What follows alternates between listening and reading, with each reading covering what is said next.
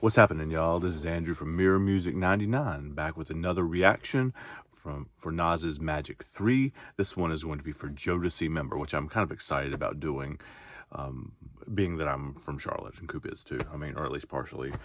Grew up in Charlotte, so obviously JODECI was formed in Charlotte in the late 80s, early 90s. So it'll be interesting to hear, or to remember, I guess, what Nas has to say about this, and how he uses his unique perspective to elucidate that title. So this is JODECI member. Let's see what we got.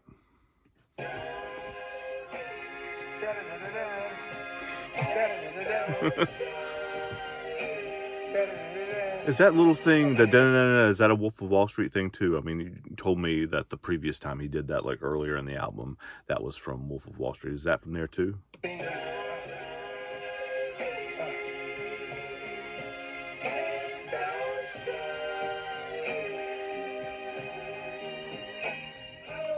I found someone she text, account number no sex. I bounce on her not yet, but while summer I bet I get my next child from her. Have a baby by me, playing as loud as I want her. My checks they pile running over. Older guys be mad like I stole their lives. Some of these young older guys get mad like I stole their lives.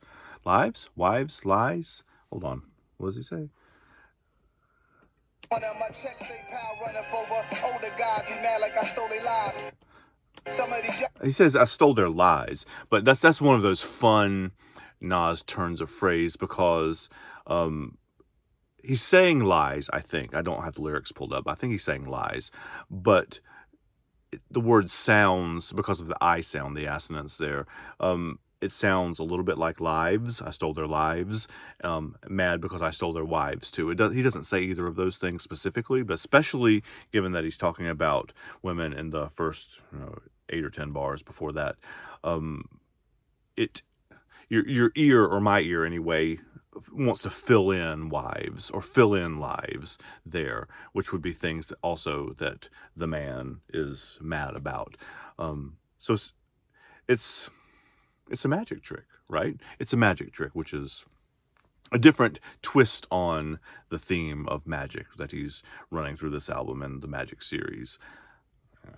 Young boys tight, like I had their wives, realize that's not real, it's only in your mind. The real recognize, real type of time, real man ain't supposed to be in his feelings, that's a crime half the time. I pay attention to all these rappers lying, real man ain't supposed to be posting up all the time. I take something you slept on and make it mine. I hit the party. Take something you slept on and make it mine. He's playing a lot. I'm not going to go back through this whole verse again, but he's playing a lot with the idea of sleep, like being slept on, which is a metaphor for what I infer he feels about a lot of his musical career, and this run particularly, that people are not giving him his due for it, which, I mean, we're trying to here, and I think they're trying to it according to hip-hop as well, but generally speaking, I don't think he's getting the due he deserves. So in that way, he's slept on, but he's also talking about sleeping, like sexual sleeping, like sleeping with, sleeping on. And he's also talking about like literal sleep too, like going to sleep. Of course, his probably still most famous line is about sleep, sleep being the cousin of death, right? So there have been several of those moments that even I, as a novice Nas fan, am able to notice. So I know those of you who are watching this who are expert or well-versed Nas fans are going to catch a lot more than I am. But anyway, so there's stuff in there that even I catch. They thought I was swing my introduction to that name. They thought I was a JODECI member. Now when I stroll through the center, I'm looking more like a... So they thought I was a JODECI member? Let me come back a little bit. Like, what's the context of that? Make it mine. I hit the party scene. They thought I was swing my introduction to that name. They thought I was a JODECI member. Now they thought, because when he was on the party scene, they thought he was a JODECI member. Obviously, that must have been when he was younger, I would guess. JODECI's heyday, 89, 90, 91, like that kind of era, right? So that would have been when he was, what, 13, 14, 15, 16, right? Like in that kind of age range. So anyway, this is also hitting one of the other themes of the albums that I've heard so far is putting his career in context, right? Pulling images and pulling stories and pulling scenes from the very beginning and the very end and kind of comparing them and making them one whole thing. Looking more like an owner now, yeah. Try me like new shoes, try me like new clothes, a color you never wore. Try me like vegan food, I'll show you what we can do. So you ain't sad no more, I love you ain't have before. Try me. Try, and again, he's playing with "try me" like you would play, like he played with the words "sleep" and "sleeping on" and "sleeping with" in the first verse, right? He's playing with try this, like sample food, sample this outfit, sample like try this, but to try someone in this kind of nomenclature, this kind of words or whatever, is to test them, right? To see if they've really got the goods. That's what "try me" means. And when you say try, and if somebody's saying "try me," also, he could mean try me like test out my music and see if it's to your taste, right? He could mean that. Or it also could mean the same thing that he meant in Tusk, right? Which is I dare you, right? That kind of try me as well. So one of the things that I love about this album so far is the number of phrases that could mean not even double entendres, but like triple, quadruple, like it could mean 4 or 5 different things too.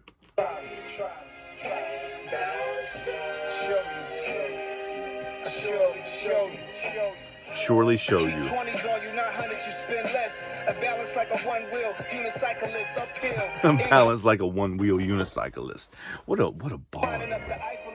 One lady told me cut my hair, one lady liking my tweet. When shorty said that I should put her on a siphon and hit. Anytime I feel, instead I said she could sell natural diet pills with an acquired skill, she might hit a lick. Put a fine girl in the studio, you might get a hit. They just like a snipers. Who the slickest, quickest? It's a cycle. Trying's just a beginning. Witness the good dude who wouldn't try enough. Listen to that flow, man. I want you to go back and listen to that and how those words are being put together. I'm not even going to pretend to repeat them because I'm going to butcher it. And this is, the grand master here. So we're going to go back and listen to that piece of that verse again. That's just, I want you to pay attention, though, to like how the sounds are put together.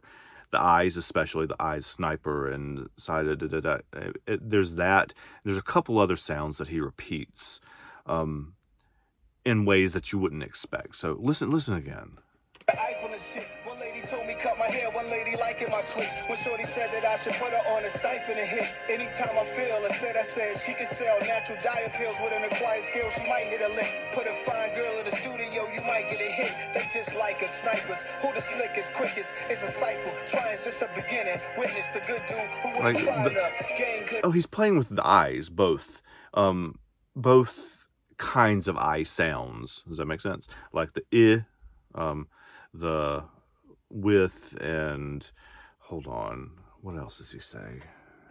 She could sell natural diet pills with an acquired skill, she might hit a lick.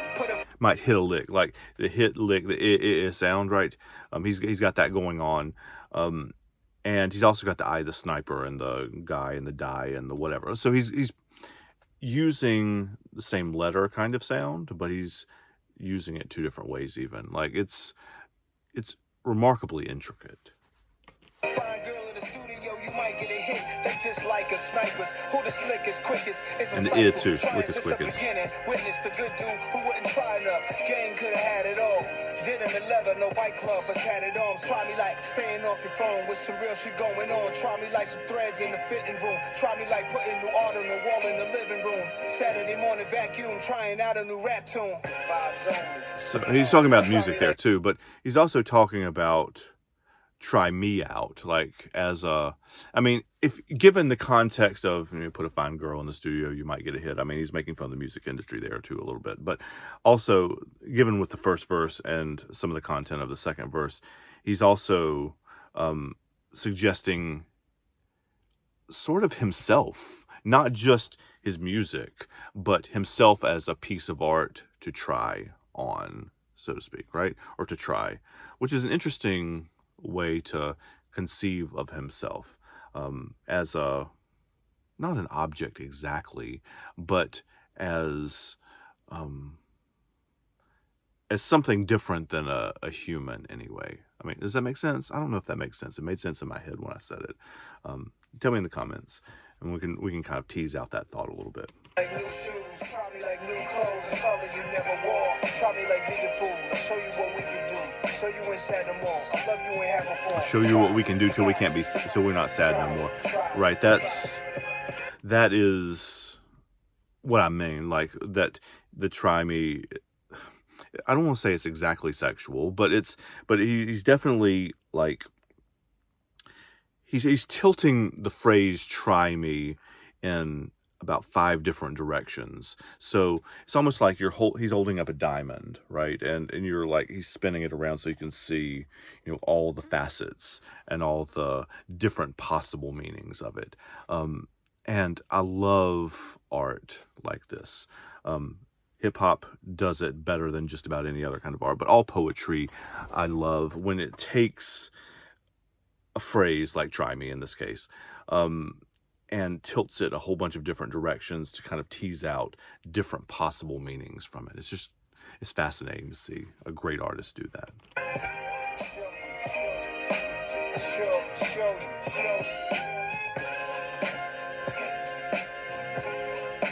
You're all gonna have to tell me what the sample is too.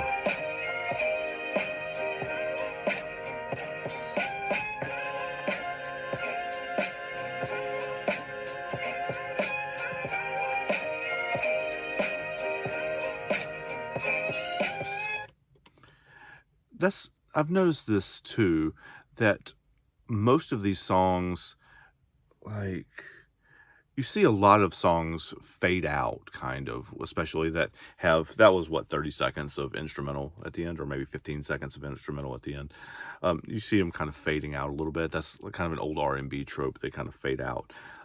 But it's like he just drops the beat doesn't drop, but it just like stops kind of mid thought or mid phrase a little bit. And it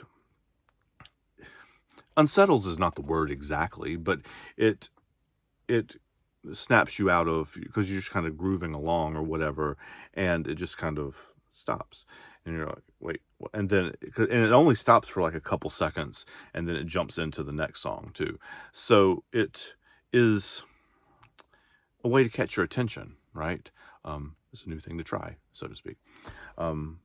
Anyway, so that's kind of what I think about this. I hope that's helpful.